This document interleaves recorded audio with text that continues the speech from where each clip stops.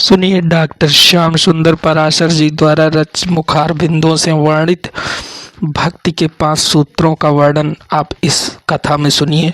हमारी इस कथा में आप लोगों को भक्ति की पराकाष्ठा कैसे प्राप्त करें, भक्त उस कथा का वर्णन हमने इस कथा में आप लोगों से किया है। कृपया इस कथा को हमारी सुनिए। राधे राधे। सरस्वत्याम् आश्रम पश्चिमे तटे सम्याप्रास इति प्रोक्त ऋषीणां सत्रवर्धन। उस व्यास गुफा से व्यास जी बाहर निकल के सरस्वती नदी में स्नान करके जब ध्यान किए तो हृदय में भागवत की भागीरथी प्रवाहित होने लगी और देखते देखते 18,000 श्लोकों का यह पावन पारमहंस संहिता का ग्रंथ प्रकट हो गया। बोल भागवत भगवान की जय। और तब व्यास जी ने कुछ शिष्यों के माध्यम से भागवत के श्लोक सुखदेव जी के कान तक पहुंचाए। जैसे सुनते ही सुखदेव जी दीवाने होकर के व्यास जी के पास दौड़े चले आए। आत्मा रामाश्च मुनयो निर्ग्रंथा अप्यनुक्रमे कुर्वन्त हेतु किं भक्तिं हेथं भूत गुणो हरि। हरि के गुण ही इतने अद्भुत हैं कि चुंबक की तरह भक्तों के चित्त को खींच लेते हैं, चुरा लेते हैं। जबकि सुखदेव जी आत्मा राम थे, आत्म स्वरूप में ही रमण करने वाले थे। निर्ग्रंथा, जिनके जीवन में कोई गांठ नहीं थी, सब ग्रंथियों से रहित। अविद्या अस्मिता जो भीतर की ग्रंथियां हैं वो भी खुल चुकी हैं। राग द्वेष की ग्रंथियां भी जिनकी खुल चुकी हैं। अथवा पहले ब्रह्मचारी बनते हैं तो चुटिया में गांठ लगानी पड़ती है और जनेऊ भी ब्रह्म ग्रंथि से युक्त धारण करना पड़ता है। और जब सन्यासी बन जाते हैं तो शिखा सुकृत की ग्रंथियों का भी त्याग कर देते हैं। ऐसे निर्ग्रंथ सुखदेव जी के पास ना शिखा है ना सूत्र है, क्योंकि परम सन्यासी बन गए। ऐसे अथवा बहुत से लोग कहते हैं कि सब कुछ लुटा दिया कि कुछ गांठ में अपने पास भी रखा है। सुखदेव जी के पास किसी प्रकार का संग्रह परिग्रह की ग्रंथि नहीं है। ऐसे परमहंस दौड़ के चले आए और व्यास जी के चरणों में बैठ के संपूर्ण भागवत का अध्ययन किया। फिर समय पा करके परीक्षित को सुनाया। सौनक जी ने पूछा, महाराज सुखदेव जी ने परीक्षित को ही क्यों सुनाया? तब परीक्षित का परिचय सूत जी महाराज ने दिया। यदा मृधे कौरव सृंजयाना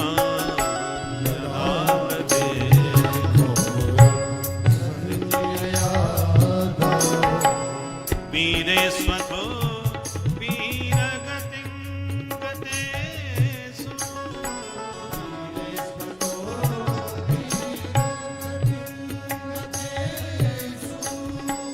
प्रकोदरा वेद गदा विमर्श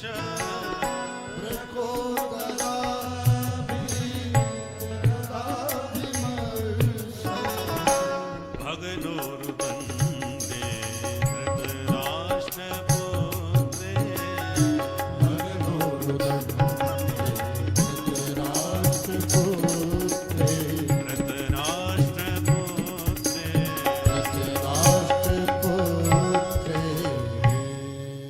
जिस समय महाभारत का युद्ध हुआ और सारे कौरव मारे गए, अंतिम युद्ध में भीमसेन ने दुर्योधन को भी घायल करके छोड़ दिया। तो अश्वत्थामा दुर्योधन के पास जाके बोला, मित्र तुम्हारी ये दुर्दशा देख नहीं सकता, मैं क्या करूं? दुर्योधन बोला, मित्र हम 100 भाई थे पर एक नहीं बचा, और दुश्मन मेरे 5 भाई थे पर एक भी नहीं मरा। क्या इन 5 में से एक को भी मार पाओगे तुम? यदि एक भी मर जाए तो कम से कम मरते समय मेरे को कुछ तो संतोष हो जाए। अश्वत्थामा ने कहा, मित्र तुम्हारी ये अंतिम इच्छा मैं अवश्य पूर्ण करूंगा, और चल दिया। और इधर पांडव जब शिविर में जाने लगे तो भगवान बोले, हम आज युद्ध जीते हैं तो विजय महोत्सव मनाएंगे, और शिविर से बाहर ले गए। और पांडवों के शिविर में जो सैया बिछी थी उस पर द्रौपदी के 5 बेटा अपने अपने पिता के पलंग पर सो गए। अश्वत्थामा ने अचानक आधी रात पर हमला किया और पांडव पुत्रों को ही पांडव समझ के पांचों का सिर काट दिया और ला करके बोला, मित्र दुर्योधन देखो, तुम एक सिर मांग रहे थे, मैं पांचों का सिर काट के ले आया। बड़ा प्रसन्न हुआ दुर्योधन सुनकर, पर ध्यान से जब देखा तो पहचानते हुए बोला, अरे अभागे, ये पांडव नहीं, पांडवों के पुत्र हैं। इन बच्चों को मार के तो तूने हमारे वंश में पानी देने वाला भी नहीं छोड़ा।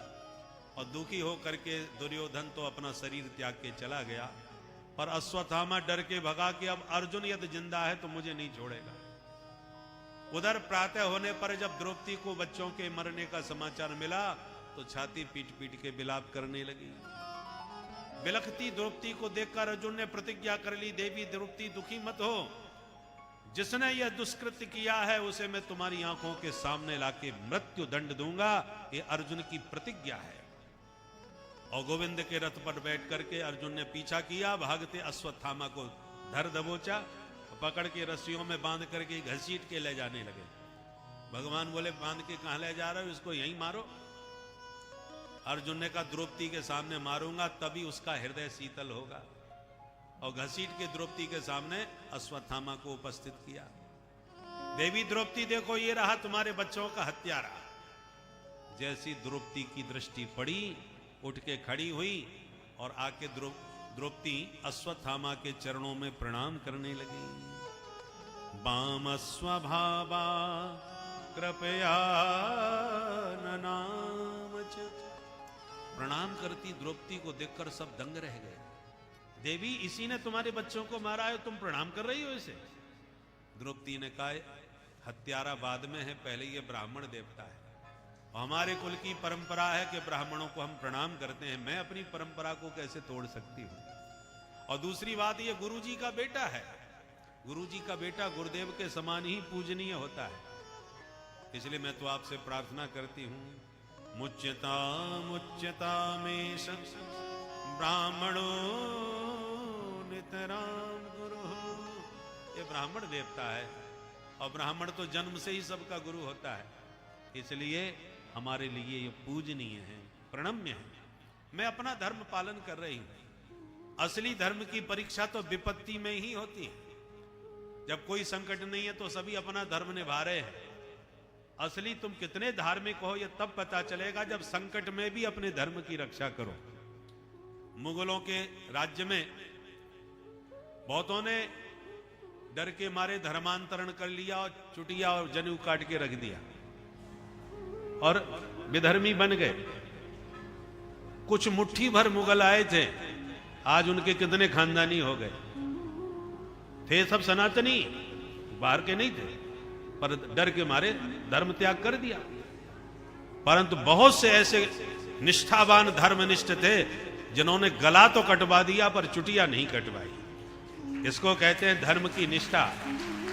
धीरज धर्म मित्र और नारी, आपत काल पर ही चारी। इनकी परीक्षा तो आपत्ति में ही है। इसलिए द्रौपदी का धर्म प्रेम देखिए। द्रौपदी जान रही है कि इसने मेरे बच्चों को मारा है और एक दो नहीं 5 मारे हैं, और फिर भी प्रणाम कर रही है, क्योंकि मेरा धर्म है। हम क्षत्रिय हैं, ब्राह्मणों को प्रणाम करना हमारा कर्तव्य है, धर्म है। प्रणाम भी किया और उसको मुक्त करने की प्रार्थना भी अर्जुन से करी। धर्मराज युधिष्ठिर जी भी प्रभावित होकर के, देवी ठीक कह रही हो, अर्जुन छोड़ दो इसे, जो होना था हो गया,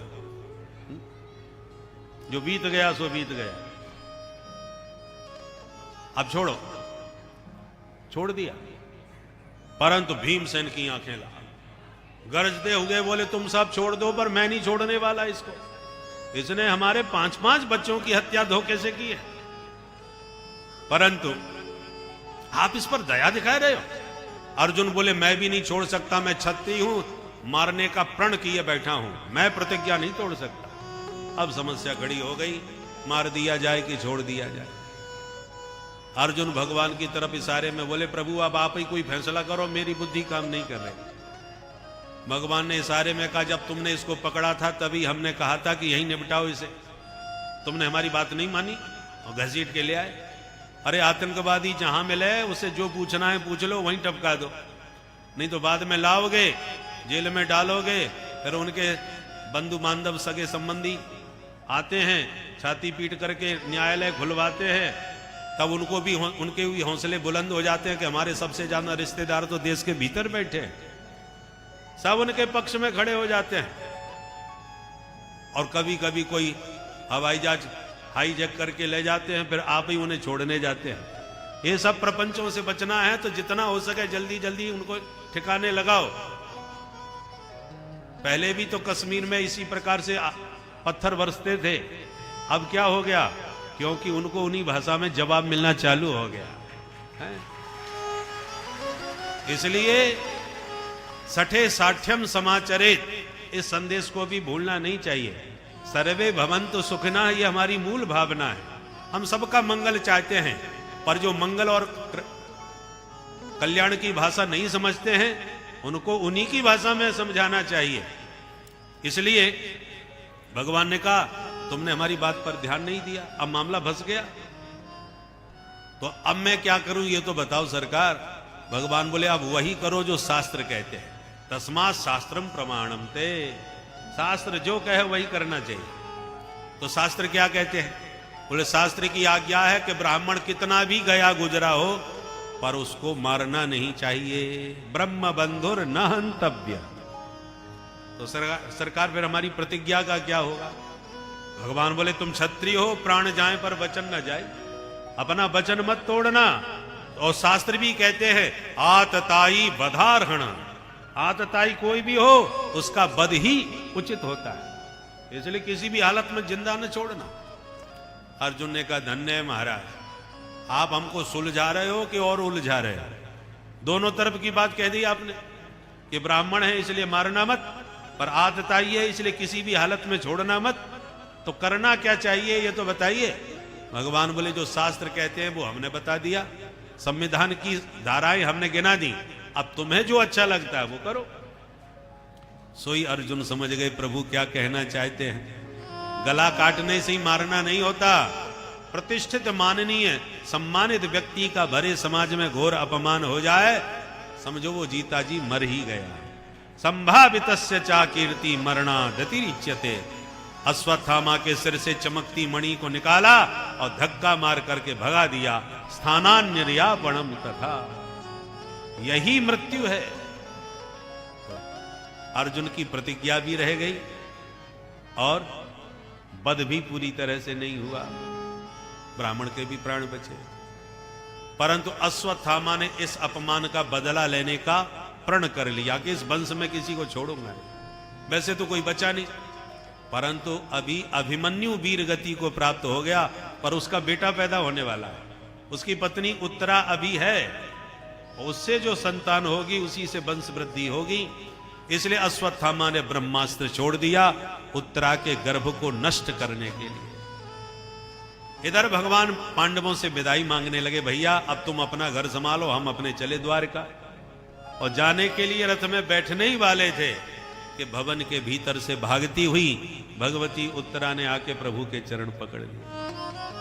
पाहि पाहि महायोगी देव देव जगत्पते, नान्यं त्वदभयं पश्ये यत्र मृत्यु परस्परम।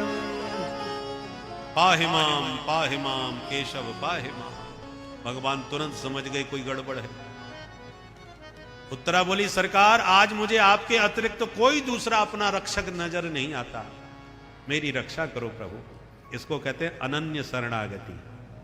ध्यान दीजिए, उत्तरा के सामने सभी पूरा परिवार खड़ा था, पांचों पांडव खड़े थे, परंतु किसी को नहीं देखा। उत्तरा ने सीधे भगवान के चरणों को पकड़ा। इसको कहते हैं अनन्यता, किसी अन्य का किंचित भी आश्रय न लेना। द्रौपदी के ऊपर संकट आया, पर द्रौपदी ने 5 पतियों को देखा, पितामह को देखा, गुरुजी को देखा। जब सबके सिर नीचे हो गए तब परमात्मा को याद किया। पर उत्तरा ने गलती नहीं करी, वो तो सीधे आकर के भगवान के चरणों में गिरी बिना किसी अन्य को देखे। नान्यम त्वद भयम पश्ये यत् मृत्यु परस्परम, सीधा कह दिया। शरणागति के 6 सूत्र होते हैं, उन 6 सूत्रों के अनुसार शरणागति ग्रहण करनी चाहिए। वो शरणागति के 6 सूत्र कौन कौन से? षड्विधा शरणागति। आनुकूलस्य संकल्पः, प्रातिकूलस्य वर्जनम, रक्षस्यतीति विश्वासो, गोप्तृत्व वर्णम तथा, आत्मनिक्षेप कार्पण्यम, षड्विधा शरणागति। ये 6 प्रकार की शरणागति। शरणागति का पहला सूत्र है आनुकूलस्य संकल्पः। हे प्रभु, हम सदा आपके अनुकूल बन के रहेंगे, आपके विरुद्ध कोई आचरण नहीं करेंगे।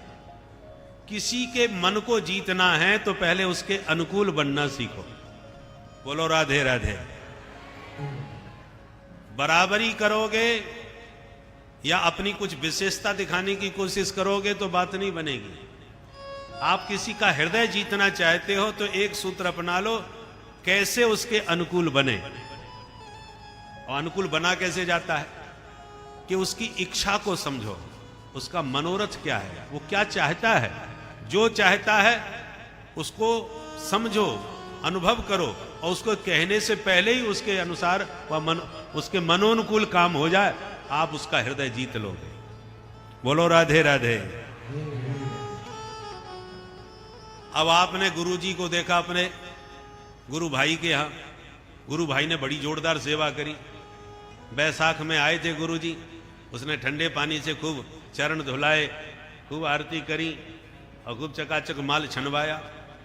अब आपने मन में संकल्प लिया गुरु जी को हम भी घर बुलाएंगे और ऐसी पूजा करेंगे। अब गुरु जी आ गए आपके यहां मकर संक्रांति पे, कड़ाके की सर्दी पड़ रही थी, गर्मा गर्म मौजा पहन करके गुरु जी ठठुरते हुए पहुंचे।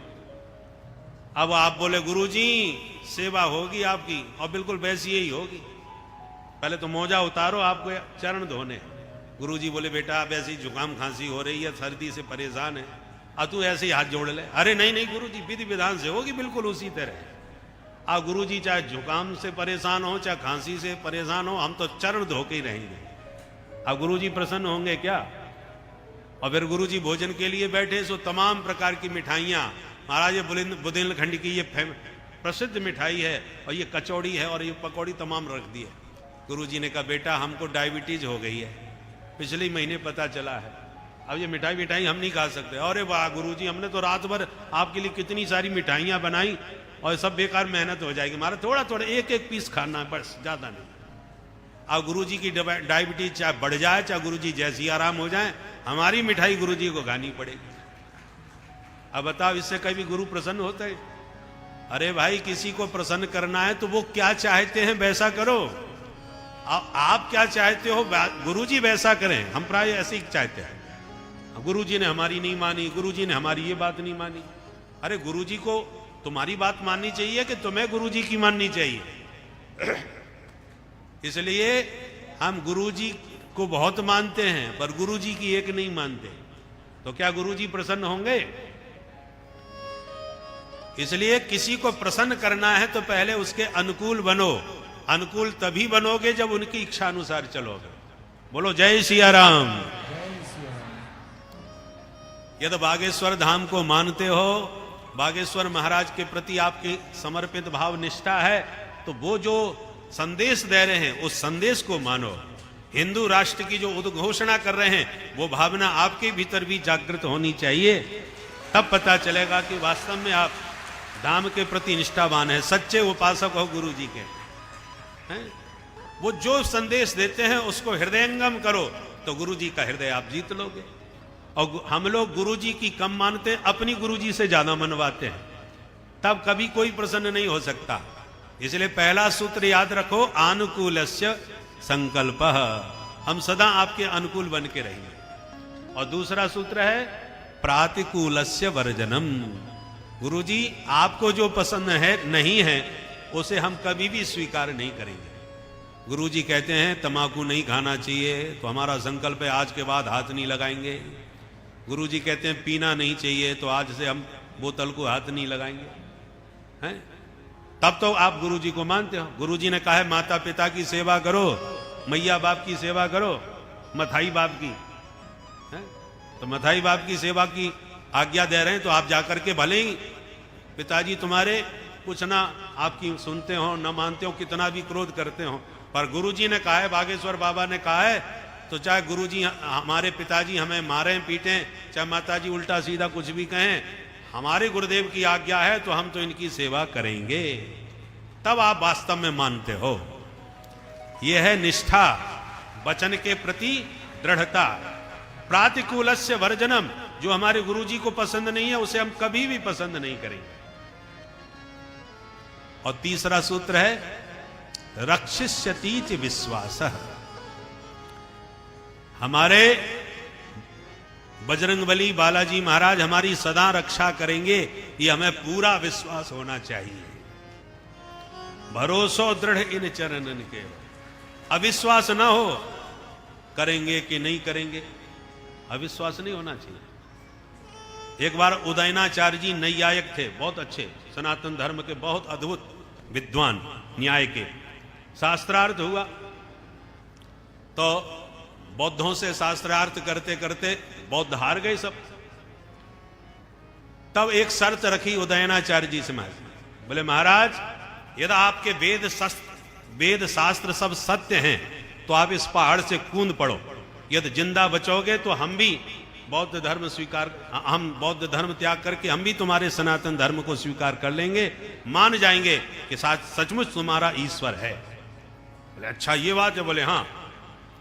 तो चढ़ गए पहाड़ के ऊपर उदयनाचार्य जी महाराज और बोले यदि वेदादि शास्त्र सत्य हैं तो भगवान मेरी रक्षा करें, और यों कह के मार दी छलांग और पहाड़ से नीचे गिरे, कुछ नहीं हुआ महाराज, बाल बांका नहीं हुआ। तालियां बज गई महाराज, और बौद्धों की आंखें फटी रह गई। ये तो कमाल कर दिया बाबा जी ने, प्राणों की बाजी लगा दी।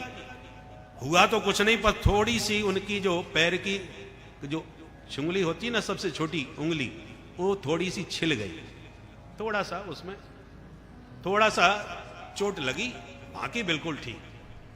अब शास्त्रार्थ तो जीत गए, सब प्रकार से सनातन धर्म का झंडा फहरा दिया, परंतु उंगली छिल गई तो नाराज हो गए भगवान से कि मेरी उंगली भी छिली तो क्यों छिली, तुम्हारे ऊपर हमने अपने प्राण की बाजी लगा दी और तुम हमारी रक्षा नहीं कर पाए, हमको चोट क्यों लगी? जबकि थोड़ी, अब इतने ऊंचे पहाड़ से गिर के केवल अंगुली छिल गई, इसी पर नाराज हो गए। सीधे जगन्नाथ भगवान के दरबार में गए तो भगवान डर गए, ये बाबा बहुत खतरनाक है, न जाने कितनी गाली सुनाएगा। सो भगवान के किवाड़ बंद हो गए और बंद किवाड़ करके भगवान भीतर चुप गए। और उदयनाचार्य जी गए तो बोले कि नहीं, दरवाजा बंद है, अभी ठाकुर जी आराम कर रहे हैं, नहीं मिलेंगे। सो और ज्यादा गर्मी खा गए और भगवान से ही नाराज होकर के बोले कि तुम ऐश्वर्य मदमत्तोसी माम अवज्ञाय वर्तसे प्राप्ते तु बौद्ध समय मदहीना तवा स्थिति ही। तुम ऐश्वर्य के मद में कुछ ज्यादा ही मत वाले हो गए हो, मुझे देखकर किवाड़ बंद करके बैठ गए। पर याद रखना, जब बौद्ध तुम्हारा खंडन करेंगे तो ये उदयनाचार्य ही आपको बचा पाएगा, नहीं तो आपकी मूर्तियां सब ये बौद्ध लोग समुद्र में बहा देंगे। मैं ही तुम्हारे श्री विग्रह की रक्षा करने वाला हूं। मदहीना तवा स्थिति, तुम्हें बचाने की जिम्मेवारी मेरी है, और तुम हमको देख करके किवाड़ बंद करके घुस गए। इतने नाराज होकर भगवान को ललकारा कि ठाकुर जी के किवाड़ तुरंत खुल गए और ठाकुर जी सामने प्रकट हो गए। बताओ, भक्तों से भगवान भी घबराते। जब डांट लगाई तो किवाड़ खुल गए, भगवान से शिकायत करी, ये बताओ तुम्हारे लिए मैंने प्राणों की बाजी लगाई, मेरी उंगली कैसे छिल गई? तब भगवान बोले पहले ठंडे हो जाओ फिर बताते हैं। बोले नहीं, मेरे को अब कोई क्रोध नहीं है, मैं बिल्कुल शांत हूं, पर सही सही बताओ मेरे को चोट क्यों लगी? तो भगवान ने कहा बाबा, आपने कहा कि यदि वेदादि शास्त्र प्रमाण हैं, सत्य हैं, तो भगवान मेरी रक्षा करे। आपने यदि क्यों लगाया? क्या तुम्हें अविश्वास था मेरे ऊपर? ये जो यदि जो लगाया, ये थोड़ा सा अविश्वास इसमें झलक रहा था, इसलिए तुम्हें थोड़ी सी चोट लगी। कहने का मतलब है कि जितना दृढ़ता से विश्वास भगवान में होगा, भगवान उसी विश्वास के साथ आपकी सदा रक्षा करेंगे, सदा आपको संभाल के रखेंगे। इसलिए रक्षिष्यति इति विश्वास, ये विश्वास दृढ़ता के साथ आपके भीतर होना चाहिए कि भगवान सदा हमारे साथ हैं, सदा हमारी रक्षा करेंगे। ये तीसरा सूत्र है। और चौथा सूत्र क्या है? गोप्तृत्व वर्णम तथा, भगवान के अलावा किसी पर भी विश्वास नहीं होना चाहिए, एक निष्ठ होना चाहिए। एक भरोसो एक आस विश्वास, एक भरोसो एक व्रत, एक आस विश्वास। अन्याश्रय ग्रहण नहीं करना चाहिए। भगवान को रक्षक के रूप में वर्ण कर लेना। जैसे उदाहरण से देखो, किसी की सगाई हो गई, सगाई होने का मतलब यह हुआ कि आपका पति निश्चित हो गया, कन्या ने अपना पति स्वीकार कर लिया, परंतु जब तक शादी नहीं होगी तब तक पति की आपके ऊपर कोई गारंटी नहीं, पति की कोई जिम्मेवारी तब तक नहीं है जब तक पाणी ग्रहण नहीं हुआ। सगाई हो गई तो बात तो पक्की हो गई, पर जब 7 फेरे हो जाएंगे, वो आपका हाथ थाम लेगा, बरमाला हो जाएगी, तब उसकी जिम्मेवारी अब प्रारंभ हो जाएगी। अब आपका खाना पीना, घुमाना, सुरक्षा करना, ये सारी जिम्मेवारी जिसने विवाह किया है उसकी हो जाती है। एक सामान्य स्त्री का हाथ पकड़ने के बाद एक सामान्य पुरुष भी जिंदगी भर के भरण पोषण की गारंटी ले लेता है। तो जो जगत के पति हैं, उनकी शरण में जाओगे, वो तुम्हारा पाणी ग्रहण करेंगे तो क्या वो तुम्हारी रक्षा नहीं करेंगे? इसलिए भगवान जगत पति हैं।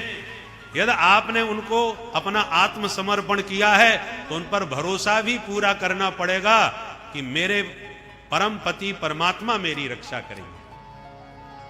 एक जंगल की भीलनी या जंगल की कोई भी कन्या, यदि उसके ऊपर किसी सम्राट का मन आ गया, कोई राजा उस पर प्रभावित हो गया और उसे विवाह कर लिया, तो कल तक जो जंगल में भटकती डोल रही थी पशु पक्षियों के बीच, अब राजा ने शादी करके उसको अपनी रानी बना लिया, तो अब उस कन्या की तरफ, उस रानी की तरफ आप आंख उठा के भी नहीं देख सकते। कल तक उसे दुत्कार के भगा देते थे, ये जंगली है, पर अब रानी बन गई, भगाने की तो कौन कहे, बोलने की चालने की तो बात क्या कहे, आप आंख उठा के उसे नहीं देख सकते, क्योंकि राजा आपकी आंख नोच लेगा कि महारानी की तरफ आपने आंख कैसे उठाई। यह है राजा की रानी बनने का चमत्कार। तो जो जगत के पिता हैं, जगत के पति हैं, उनको आपने आत्मसमर्पण कर लिया और उस परम पिता परमात्मा ने आपका हाथ थाम लिया, तो ब्रह्मांड में किसकी शक्ति है जो तुम्हारी तरफ आंख उठा करके देख सके? पाताल भूतल व्योमश्चारिणश्छद्मचारिण न द्रष्टुमपि सक्तास्ते रक्षितम राम नाम भी। भगवान की कृपा का कवच जो धारण किए है, ब्रह्मांड में किसी की सामर्थ्य नहीं उसकी ओर कुदृष्टि से देख सके। इसलिए भगवान का वर्ण कर लो। यमे वैस वृणुते तेन लभ्य। जब तक आप उनका वर्ण नहीं करोगे तब तक भगवान की कोई गारंटी आपकी नहीं है। जिसने भगवान को आत्मसमर्पण करके अपना वर्ण कर लिया, वर्ण वर का किया जाता है। गायत्री मंत्र में भी वरेण्यम, हम उसका वर्ण कर रहे हैं, ये भाव प्रकट होता है। तो आपने वर्ण कर लिया तब भगवान की गारंटी चालू हो जाती है तुम्हारी रक्षा की और भरण पोषण की। ये चौथा सूत्र है। और 5वां सूत्र है आत्मनिक्षेप।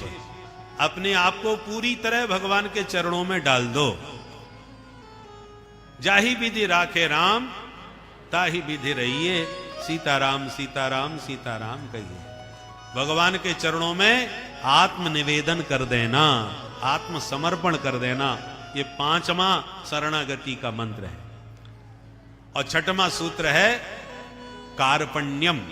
कार्पण्य का मतलब हमेशा नैत्यानुसंधान करते रहना, अपने को छोटे से छोटा बना करके रखना।